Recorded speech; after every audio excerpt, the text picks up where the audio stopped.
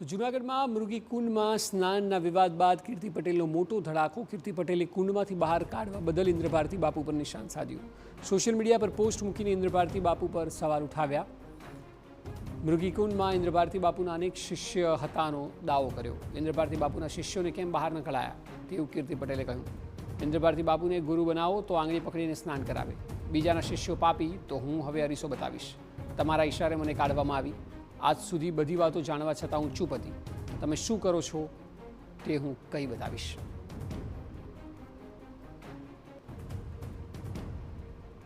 મહત્વનું છે કે ગઈકાલે વિવાદ સર્જાયો હતો જ્યારે વિડીયો બહાર આવ્યો. મૃગી કુંડમાં સ્નાન કરતી કીર્તિ પટેલનો વિડીયો હતો. ત્યારબાદ તેને ત્યાંથી બહાર કાઢવામાં આવી હતી અને હવે તેણે ઇન્દ્રભારતી બાપુ પર ગંભીર આક્ષેપ અને સવાલ ઉઠાવ્યા છે.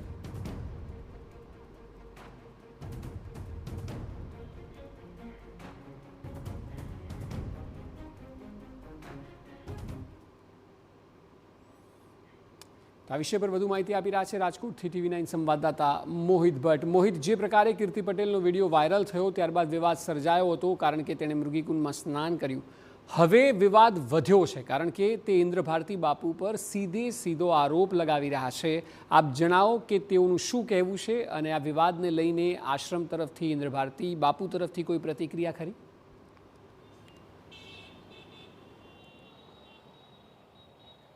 અક્ષય, સ્પષ્ટપણે શિવરાત્રિની રાતે જે મૃગી કુંડમાં કીર્તિ પટેલે સ્નાન કર્યું અને ત્યારબાદ જે પ્રકારે વિવાદ છે તે છેડાયું છે, સાધુ સંતોમાં એક રોષ છે તે જોવા મળ્યો છે અને તેની સાથે સાથે જે કેટલાક લોકો છે તેમના દ્વારા આ સનાતન ધર્મનું અપમાન છે તેવો આક્ષેપ છે તે કરવામાં આવી રહ્યો છે. આ બધાની વચ્ચે કીર્તિ પટેલ છે તેમના દ્વારા પણ એક પોસ્ટ છે તે મૂકવામાં આવી છે. સોશિયલ મીડિયામાં આ પોસ્ટ છે તે મૂકવામાં આવી છે અને જેમાં તેમને જે ઇન્દ્રભારતી બાપુ છે તેના પર સીધું નિશાન છે તે તાક્યું છે. તેમના દ્વારા જે આક્ષેપ કરવામાં આવ્યો છે કે ઇન્દ્રભારતી બાપુના ઈશારે તેમને મૃગી કુંડમાંથી બહાર છે તે કાઢવામાં આવ્યા.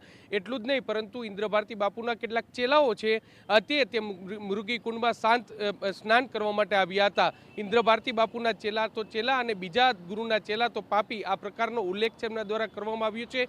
એટલું જ નહીં, પરંતુ તેમને ચીમકી પણ આપી છે કે આગામી દિવસોમાં તે ઇન્દ્રભારતી બાપુના કેટલાક રાજ છે તે ખુલ્લા કરશે. હવે આ વિવાદ છે તે ઉગ્ર બન્યો છે. અત્યાર સુધી આ સમગ્ર વિવાદ મામલે ઇન્દ્રભારતી બાપુ છે તેમના દ્વારા કોઈ પણ પ્રકારનું નિવેદન છે તે સામે આવ્યું નથી, પરંતુ કીર્તિ પટેલ દ્વારા હવે સીધો આક્ષેપ છે તે લગાવવામાં આવ્યું છે. તેને કારણે જરૂરથી આ વિવાદ છે તે વધુ ઘેરો બન્યો છે. પ્રાથમિક રીતે જે માહિતી મળી છે તે પ્રમાણે કીર્તિ પટેલ અને જે હરિહરાનંદ બાપુ છે, જે હરિહરાનંદ ભારતી બાપુ છે, તેમની સાથે તેમના સારા સંબંધો છે અને તેમના ચેલા તરીકે તે અવારનવાર જાહેર સ્ટેજ પર પણ જોવા મળે છે. ત્યારે કીર્તિ પટેલ કોના કહેવાથી અને કોની મરજીથી ત્યાં પહોંચી હતી તે પણ એક તપાસનો વિષય છે. વહીવટી તંત્ર અને પોલીસ વિભાગ છે તે સમગ્ર મામલે મૌન છે, કારણ કે તેમના દ્વારા કહેવામાં આવ્યું છે કે જે સાધુ સંતોના અખાડા છે તેમના દ્વારા જ્યારે તેમને કોઈ પણ પ્રકારની ફરિયાદ આપવામાં આવશે તો તે ફરિયાદના આધારે તેમના દ્વારા કાર્યવાહી કરવામાં આવશે. હવે કીર્તિ પટેલ છે તેમના દ્વારા ઇન્દ્રભારતી બાપુ પર સીધું નિશાન છે તે તાકવામાં આવ્યું છે. ત્યારે જોવાનું રહેશે કે આ વિવાદ છે તે આગામી સમયમાં કયા પ્રકારનું સ્વરૂપ ધારણ કરશે, પરંતુ હાલમાં જરૂરથી કીર્તિ પટેલની પોસ્ટના કારણે આ વિવાદ છે તે વધુ ઘેરો બન્યો છે. જી બિલકુલ મોહિત, આભાર સમગ્ર માહિતી બદલ.